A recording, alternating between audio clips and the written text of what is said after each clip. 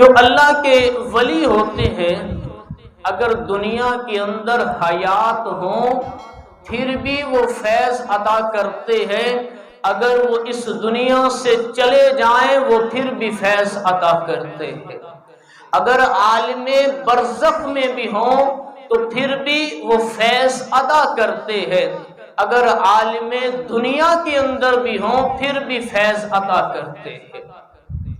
اگر نہیں مانتے تو پھر حضرت خواجہ معین الدین چشتی اجمیری رحمت اللہ تعالی سے پوچھتے ہیں آپ کیا فرماتے ہیں؟ فرمایا مجھے جو کچھ بھی ملا ہے یہ حضرت داتا علی حجویری کے صدقے سے ملا ہے، اور جو اللہ کے ولی ہیں ان کی بارگاہ کے اندر ایک لمحہ بیٹھ جانا یہ 1000 سال کی عبادت جو بے ریا عبادت ہے، دکھاوے کے بغیر عبادت ہے، اس سے یہ افضل ہے۔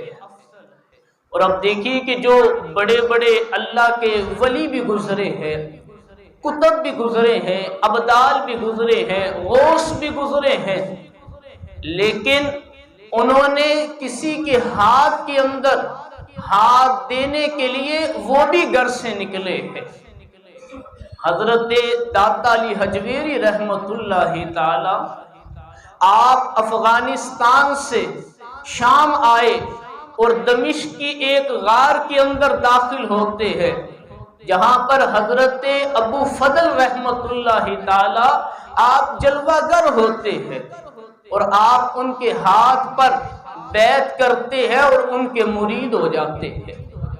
اور حضرت غوث اعظم رحمت اللہ تعالی وہ ایسے غوث ہیں کہ جو ولیوں کے بھی غوث ہیں، جو بغداد شریف کے سردار ہیں، شہنشاہ ہیں، لیکن انہوں نے بھی پیر کے ہاتھ کے اندر اپنا ہاتھ دیا ہے۔ حضرت خواجہ معین الدین چشتی اجمیری رحمت اللہ تعالی جنہوں نے 90 لاکھ کافروں کو کلمہ پڑھا کر مسلمان کیا، انہوں نے بھی حضرت عثمان ہارونی کے ہاتھ کے اندر اپنا ہاتھ دیا ہے۔ حضرت بابا فرید الدین شکر رحمت اللہ تعالی آپ نے حضرت خواجہ قطب الدین مختار کاکی رحمت اللہ تعالی کے ہاتھ کے اندر ہاتھ دیا ہے۔ اور یارو جی یہ جو سلسلہ ہے یہ آقا علیہ السلام سے چل رہا ہے۔ آقا علیہ السلام کے ہاتھ پر صحابہ اکرام نے بیعت کی، پھر صحابہ اکرام کے ہاتھ پر تابعین نے بیعت کی، اور پھر تابعین کے ہاتھ پر تبع تابعین نے بیعت کی ہے، اور یہ جو سلسلہ ہے یہ آقا علیہ السلام سے چل رہا ہے اور قیامت تک یہ چلتا ہی رہے گا۔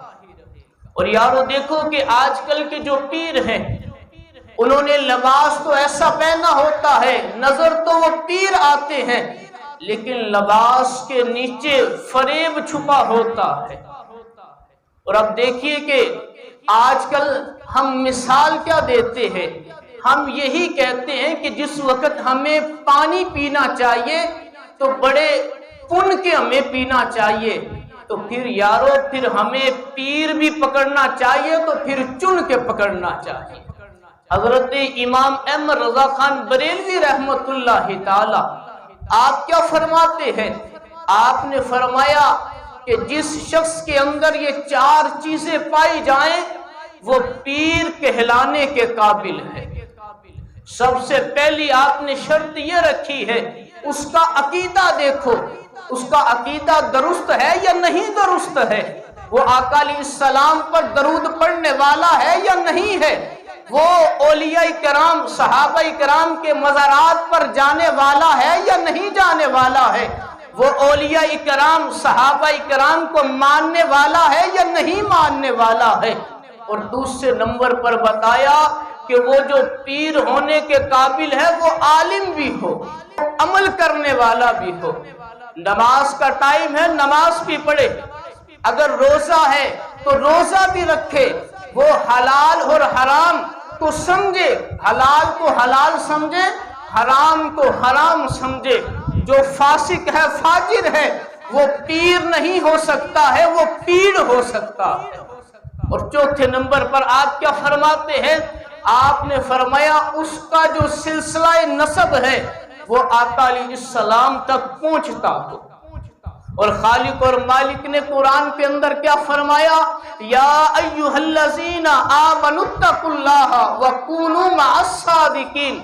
رب فرماتا ہے مجھ سے ڈرو اور سچوں کے ساتھ ہو جاؤ۔ یارو قیامت کا منظر ہوگا، یہ جو ہمارے دوست بیلی یار سجن ہیں یہ بھی منہ پھیر جائیں گے، یہ بھی دشمن بن جائیں گے، لیکن قیامت والے دن بھی کس نے کام آنا ہے؟ وہ اللہ کے ولیوں نے کام آنا ہے، متقی لوگوں نے کام آنا ہے، پرہیزگار لوگوں نے کام آنا ہے، جو رب کی بارگاہ میں روتے ہوں گے انہوں نے کام آنا ہے، ان کی دوستی نے کام آنا ہے۔ سرور کائنات ارشاد فرماتے ہیں، آپ نے فرمایا قیامت والے دن جس وقت جنتی جنت میں جا رہے ہوں گے، جہنمی جو ہوں گے وہ صفے باندھ کے کھڑے ہوں گے۔ جس وقت جہنمی جنتی سے کہے گا اے نوجوان کیا تو مجھے جانتا ہے کہ میں نے تجھے پانی پلایا تھا؟ دوسرا کہے گا آپ کو یاد ہے میں نے آپ کو وضو کروایا تھا، اس کے لیے پانی دیا تھا۔ تو وہی جو نوجوان ہوگا جنتی ہوگا وہ رب کی بارگاہ میں ان کی سفارش کرے گا اور ان کو بھی جنت کے اندر اپنے ساتھ لے جائے گا۔ اور اب دیکھو کہ جو اللہ والوں کی دوستی ہے وہ حشر والے دن بھی کام آئے گی۔ اور سرور کائنات کیا ارشاد فرماتے ہیں؟ فرمایا میرے صحابہ میں تمہیں یہ نہ بتاؤں کہ بہترین مسلمان کون ہے؟ عرض کی یا رسول اللہ بہترین مسلمان کون ہے؟ تو سرور کائنات نے فرمایا کہ جس کے چہرے کو دیکھ کر تمہیں خدا یاد آ جائے۔ اور یارو جو اللہ کے ولی ہیں ان کے چہرے کو دیکھو، ایسا نور نظر آتا ہے کہ ان کے چہرے کو دیکھ کر تمہیں خدا نظر آ جاتا ہے۔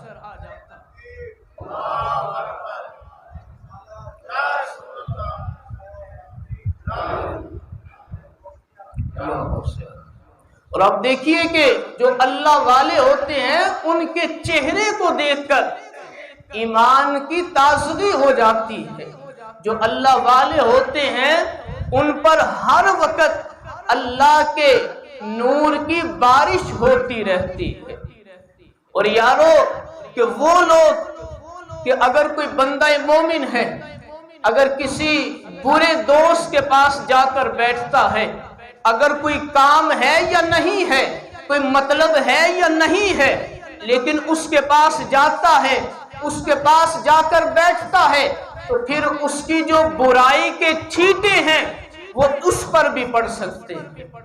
اور اگر کوئی دوست ایسا ہے جو نیکوکار ہے، بندہ اس کی صحبت میں جا کر بیٹھتا ہے، اس کے پاس جا کر بیٹھتا ہے، کام ہو یا نہ ہو، مطلب ہو یا نہ ہو، اگر اس کے پاس جا کر بیٹھتا ہے اللہ کے ذکر کی خوشبو آ ہی جاتی ہے۔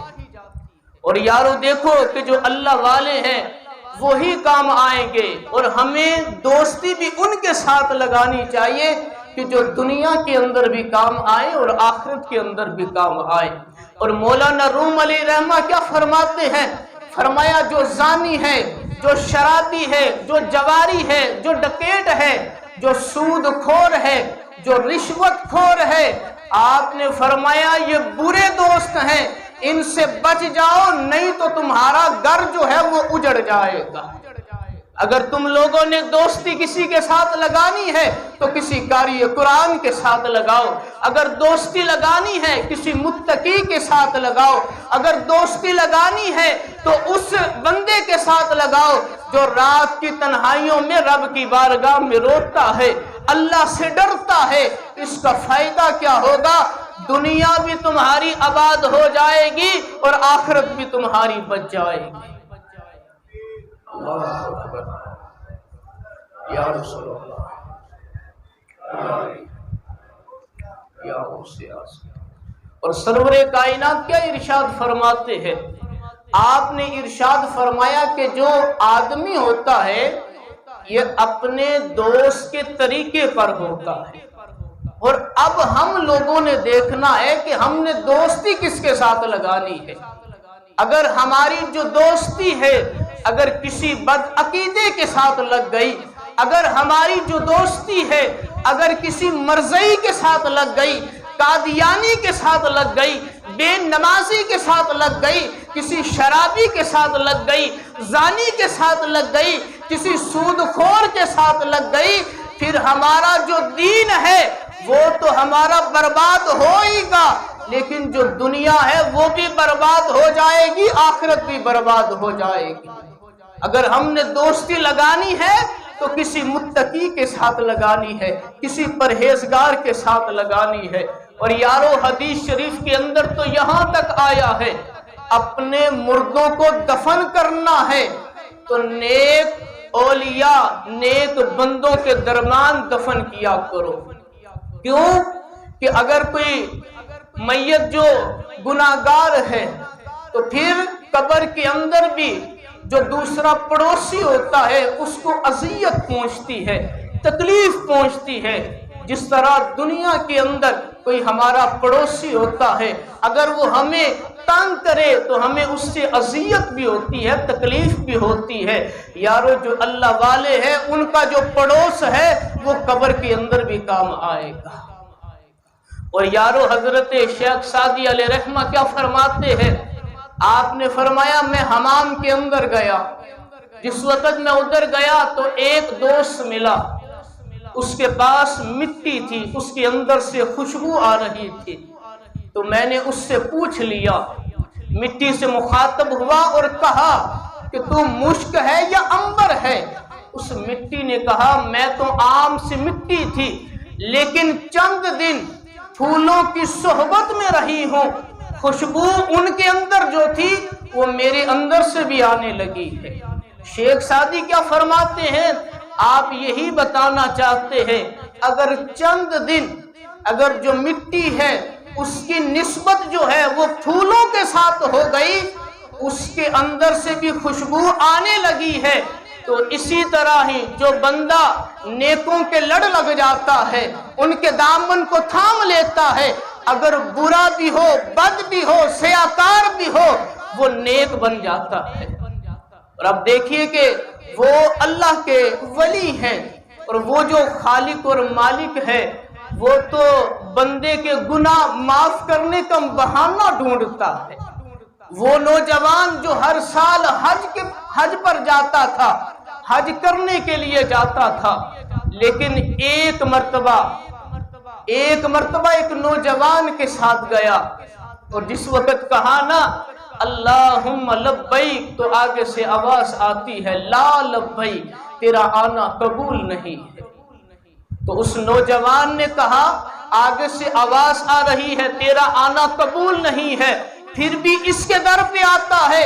اس نے کہا یہ تو ایک مرتبہ تجھے آواز آئی ہے، مجھے 70 سال بیت چکے ہیں، میں اس کے در پر آتا ہوں یہی آواز آتی ہے، میں اس کے در پر نہ آؤں تو کون سے در پر جاؤں؟ تو پھر اللہ اکبر یا رسول اللہ،